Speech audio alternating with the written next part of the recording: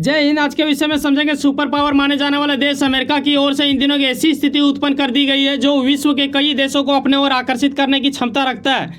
यहाँ इस आर्टिकल के माध्यम से स्पष्ट होते देख रहे हो कि यूएस की ओर से एक बार फिर से वेनेजुएला पर प्रतिबंध लगाने की स्थिति उत्पन्न कर दी जाएगी। आखिर ऐसा क्यों किया जाएगा? क्या वाकई में भारत के लोकसभा चुनाव पर भी इसका असर देखने को मिलेगा या फिर कितने देशों से ये जुड़ाव रखता है मामला? तो आओ समझते हैं स्टेप बाय स्टेप कि मामला कहाँ से क्या शुरू होती है। यकीनन इस पर कोई शक नहीं है कि सुपर पावर देश अमेरिका की जब मैं बात करता हूं तो इनका एक पुराना ट्रिक्स है जो आए दिन ये प्रयास करते रहते हैं अपने दुश्मन देशों के ऊपर कुछ ना कुछ प्रतिबंध लगाने की। इनका पुरानी आदत है जो कि आए दिन चलता रहता है। लेकिन कहीं ना कहीं समझने वाली बात ये होगा कि वेनेजुएला जो कि अमेरिका से थोड़ी दूर में है, ऐसे में इनका संपर्क काफ़ी ज़्यादा खास माना जाता है चाइना से, और चाइना को कभी भी अमेरिका देखना नहीं चाहता। यहाँ मैप के माध्यम से भी आप देख सकते हो काफ़ी दूरी हो जाता है, ये कोलंबिया के जस्ट पड़ोसी देश है। लेकिन कहीं ना कहीं बात ये यहाँ तक होता तो शायद कुछ हद तक ये मुमकिन हो सकता था, लेकिन इनका रसिया से भी उतना ही गहरा रिश्ता है जितना कि चाइना से। ये दोनों के वजह से अमेरिकन को काफ़ी ज़्यादा पीड़ा होती है। और ये अगर आप देखो प्रतिबंध की इनकी आदत, तो अभी ईरान ने इजराइल के ऊपर हाल ही में अटैक किया था, मैंने आपको वीडियो बना के भी बताया था। अब सवाल ये खड़ा हो रहा है बार बार कि ये इजराइल भी क्या अब इसके ऊपर अटैक करेगा, क्योंकि पहले इन्होंने ही उनके एम्बेसी पर किया था, अब इन्होंने इनके यहाँ पे कर दिया, अब इनकी पारी है, या फिर यूएन का बात मान के ये छोड़ देंगे। तो अमेरिका का कहना ये है कि बेटा ऐसा क्यों करोगे कि आप उनके ऊपर अटैक करोगे, काफ़ी चीज़ों की खर्च होगी, हमें भी मुसीबत का सामना करना पड़ेगा, बेहतर ये होगा कि ईरान के ऊपर और हम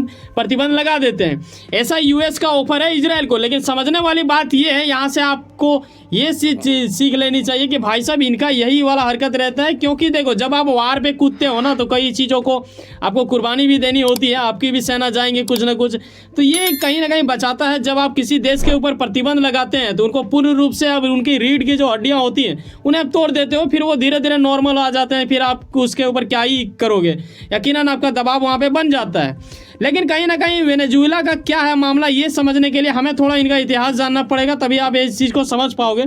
अगर हम बात करें वहाँ के राष्ट्रपति निकोलस मादुरो का, तो इन्होंने 2015 में अमेरिका के ऊपर एक गंभीर आरोप लगाया था। इनका कहना यह था कि तब के दिनों में क्या हो रहा था कि वहाँ पे महंगाई काफ़ी ज़्यादा अधिक बढ़ चुकी थी, तो इस चीज़ को लेकर प्रोटेस्ट वहाँ की जनता कर रहे थे, लेकिन इसे फंड दिया जा रहा था अमेरिका की ओर से। यानी कहने का अर्थ ये है कि वेनेजुएला की जनता को भड़काने के लिए ऐसा अमेरिका की ओर से षड्यंत्र रची जा रही थी।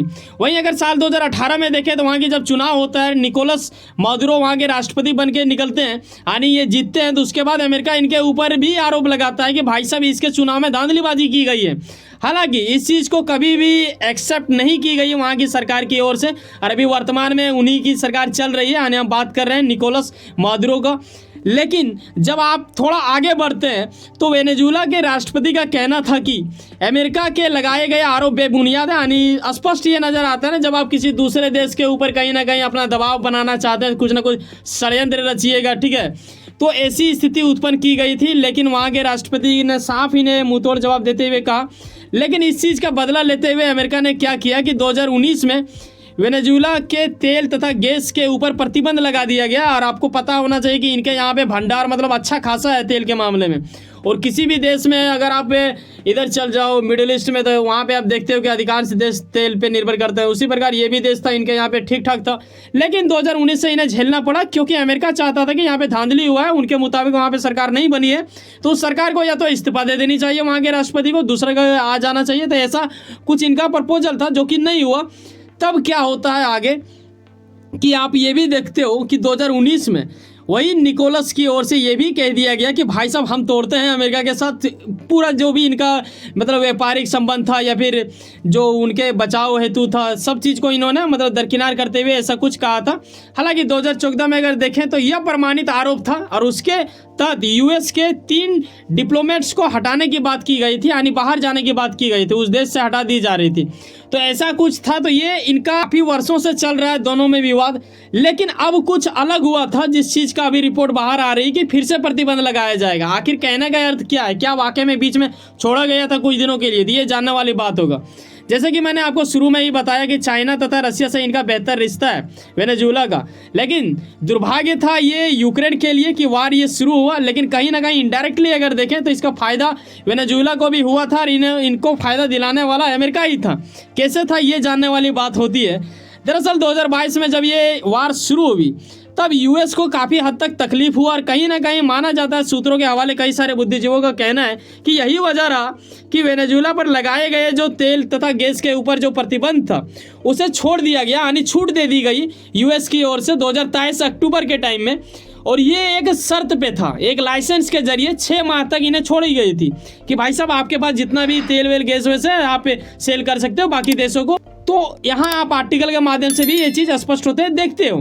लेकिन सवाल गहरा तब बनने लगता है जब ये गहरा मतलब प्रभाव डालता है विश्व के अनेक देशों में।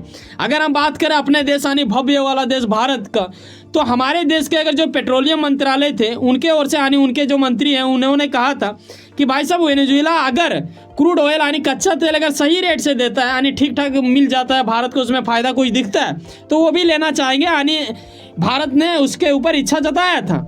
लेकिन आपके मन में सवाल ये भी आ रहा होगा कि सर ये वार के टाइम में तो मतलब अभी भी तो ले ही रहे हैं ना, रसिया से हम लोग उस टाइम भी ले रहे थे अभी भी ले रहे हैं, तो ये कौन सी बड़ी बात होगी। देखो वो बात बड़ा इसलिए हो जाता है क्योंकि हम सिर्फ रसिया से ही नहीं लेना चाहते, बाकी विश्व के कोई भी देश हमें अगर सस्ता रेट में देता है तो हम उससे उठाना चाहेंगे। वैसा हमारी सरकार की सोच। आगे चल के क्या होता है जब ये माह कंप्लीट होता है यानी 6 महीना के लिए लाइसेंस इन्हें दिया गया था, इस लाइसेंस में एक गहरा षड्यंत्र था। षड्यंत्र क्या था कि अमेरिका को अपना जो जमा करना था इन्होंने जमा कर लिया होगा, ठीक है, मतलब एक शक के दायरे पे कह सकते हो, क्योंकि जब वार किसी भी देश में शुरू होता है, खास करके कोई ऐसा देश जो कि तेल का निर्यात बहुत अधिक करता हो, तो ऐसे में विश्व के ऊपर असर तो पड़ेगा ही। तेल का दाम भी काफ़ी ज़्यादा बढ़ चुका था उन दिनों, तो उस चीज़ का फ़ायदा उठाने के लिए, उस चीज़ से बचने के लिए ऐसा कुछ 6 महीना के लिए इसे छोड़ दिया गया था।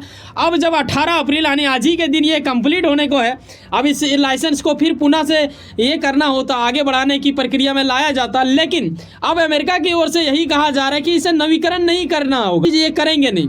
आखिर इसमें निकोलस मादुरो का सबसे बड़ा झटका क्यों देने की प्रयास की गई है, इसके पीछे एक लॉजिक वाला कहानी है इनका, जो कि आप आगे समझोगे। और यहाँ इस आर्टिकल के माध्यम से भी स्पष्ट होते देख रहे हो कि वहाँ के अधिकारियों के मुताबिक अगर देखा जाए तो इसे अब पुनः नहीं किया जाएगा जारी, यानी 6 महीना ये खत्म होने के बाद इन्हें खत्म कर दी जाएगी। आखिर सुपर पावर देश अमेरिका ऐसा क्यों कर रहा है, क्या इसके पीछे भी कोई षड्यंत्र है? बता दूं, ये चाहते हैं कि वेनेजुएला के जो वर्तमान राष्ट्रपति हैं यानी निकोलस मादुरो, ये स्वतंत्र तथा निष्पक्ष चुनावों से नहीं आए हैं। वही वजह है कि ये उन्हें पसंद नहीं करते। इनका कहना है कि भाई साहब आप अपने यहाँ पे चुनाव कराओ, आप इस्तीफा दे दो, उसके बाद देखा जाएगा कि अमेरिका को अगर मूड करता है तो फिर आपके यहाँ पे जो प्रतिबंध लगा दी गई है उस चीज़ को हटा दी जाएगी। लेकिन लगता नहीं है कि ऐसा स्थिति उत्पन्न होगा, क्योंकि अगर इन्हें करना होता, इस्तीफा देना होता, ये कब का दे दिए होते। अभी तक तो ये कहानी आगे बढ़ती ही नहीं, क्योंकि 2019 से भी ऐसा ही कुछ कांड चल रहा था। तो ये मुमकिन तो थोड़ा कम लग रहा है, लेकिन कहीं ना कहीं इसके ऊपर फिर से प्रतिबंध लगा दी जाएगी, ऐसा कहा जा रहा है। आज ही के दिन ये कंप्लीट हो चुका है, हो सकता है जब तक आप वीडियो देखो तब तक इनके ऊपर प्रतिबंध लग गया हो। लेकिन हमारे देश में आपको पता होना चाहिए यकीनन कि 19 अप्रैल से कुछ ही दिन बाद ये चुनाव शुरू होगी, जिसे आप लोकसभा चुनाव 2024 के नाम से जान रहे हो।